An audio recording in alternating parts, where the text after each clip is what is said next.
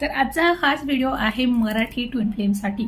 अर्थातच माझं हे एकमेव असं चॅनल आहे किंवा प्लॅटफॉर्म आहे दी एम्प्रेसचा, जिथे ट्विन फ्लेम्स जर्नी बद्दल मराठीतून मार्गदर्शन दिलं जातं। आपल्या युट्यूब चॅनलवर सुद्धा याबद्दल बरेचसे व्हिडिओज मिळून जातील। तर सगळ्यात आधी आपण सुरुवात करूयात मला विचारण्यात येणारा सगळ्यात महत्त्वाचा प्रश्न की मी माझी ट्विन फ्लेम जर्नी सोडू शकतो का?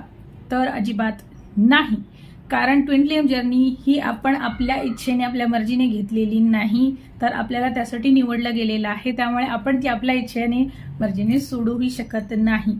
आपल्याला जो टास्क दिलेला आहे तो आपल्याला पूर्ण करायचाच आहे। आपण त्यासाठी कुठेही पळू शकत नाही। मग त्यासाठी कितीही जन्म गेले तरी आपण त्यापासून पळू शकत नाही। आपल्याला दिल्या जाणाऱ्या प्रत्येक परीक्षेला सामोरं जायचं आहे। आपल्यातले प्रत्येक इश्यू आपल्याला सॉल्व्ह करावेच लागणार आहेत आणि त्यासाठी आपण एखाद्या ट्विन फ्लेम गाईडची कोचची मदत जरूर घेऊ शकता।